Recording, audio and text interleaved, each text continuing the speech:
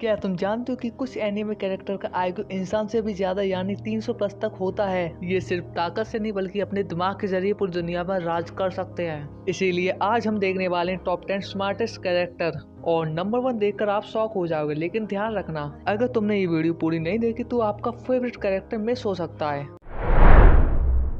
क्या आपने कभी सोचा है कि एरन येगर ताकतवर टाइटन नहीं बल्कि एक मास्टरमाइंड भी है। उसका आईक्यू 180 टाइम ट्रेवल को समझकर पूरे इतिहास की दिशा बदल दी, क्योंकि माले आर्मी को चकमा देना साथ ही पूरी दुनिया में हीरो और विलन भी बनना। तो आप समझ सकते हैं कि पूरी दुनिया को झुका देना ये उसकी आखिरी चाल थी।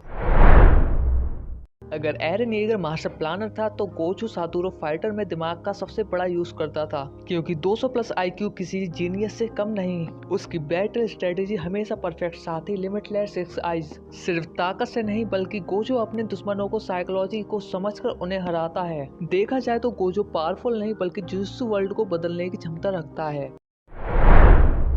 क्या होगा जब कोई नॉर्मल लड़का खुद को दुनिया का सबसे ताकतवर और स्मार्टेस्ट वॉरियर बना ले। जो नंबर 8 पे सन जिनवू, जिसका आईक्यू लेवल 180 से 200 प्लस है। लड़ाई के बीच नई रणनीति बनाने ये सबसे बड़ी इसकी ताकत है। बाकी कैरेक्टर एक ही पावर पर निर्भर रहते हैं, लेकिन जिनवू हर सेकंड अपडेट होता रहता है। शैडो आर्मी का मास्टर और सोच समझकर मूव होना जिनवू को खास बनाता है। लेकिन क्या ये अगले कैरेक्टर से ज्यादा स्मार्ट है? नंबर 7 के लिए तैयार रहे। मदारा उचिया, इसका आईक्यू 190 से 220 है, जो कि निंजा वर्ल्ड का सबसे बड़ा रणनीतिकार है, जिसने 10 को पहले अपना मास्टर प्लान कर लिया। मदारा उचिया पूरी दुनिया अपने स्क्रिप्ट के मुताबिक चला रहा था, बैटल जीनियस, माइंड गेम, और उसने 10 को पहले सुकुयोमी का प्लान बना रखा था।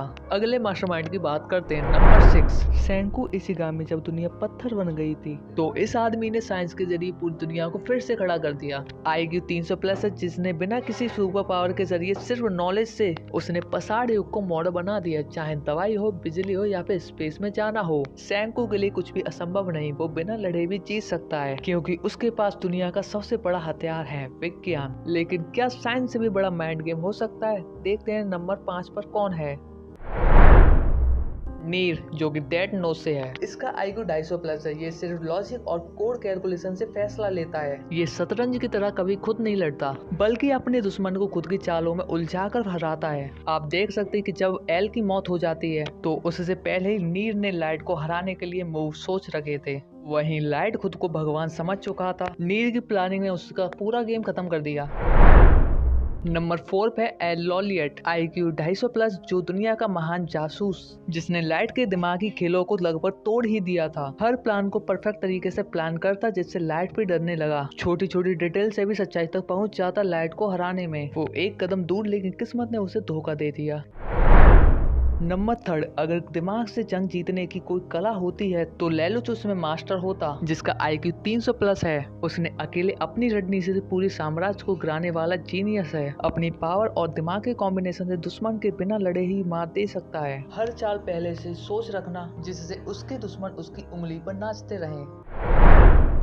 लाइट यागामी, जिसका आईक्यू 250 प्लस है। लाइट का दिमाग गेम्स का ऐसा मास्टर है जिससे पूरी पुलिस फोर्स को अपने इशारों पर नचा दिया। उसने डेथ नोट और अपने दिमाग के जरिए अजैब ताकत से पूरी दुनिया को झुका दिया। साथ ही एल को हराने के लिए हर चाल को परफेक्ट तरीके से प्लान किया। लेकिन वो छोटी सी गलती ना करता तो शायद वो सच में भगवान होता। अब बात करते हैं नंबर 1 की, जो सबसे बड़ा ओवर माइंड कैरेक्टर है। जोहान लीबर्ट, जो मास्टर से भी ऊपर है। सबसे खतरनाक माइंड कंट्रोल, जो कि बिना पावर के भी लोगों को आत्महत्या करने को मजबूर कर देता है। किसी को भी अपने हिसाब से कंट्रोल कर सकता है, बिना हथियार उठाए भी सबसे बड़ा खतरा है। साइकोलॉजी और डर का मास्टर, उसने कई लोगों को खुद के खिलाफ ही कर दिया। इसे मास्टर कहना भी गलत नहीं है। वैसे आपको क्या लगता है कि टॉप पर कौन होना चाहिए? और अगर मैंने इस लिस्ट में कोई मिस्टेक करी हो तो कमेंट में जरूर बताएं। साथ ही लाइक और सब्सक्राइब करना ना भूले। तो फिर मिलते अगले वीडियो में।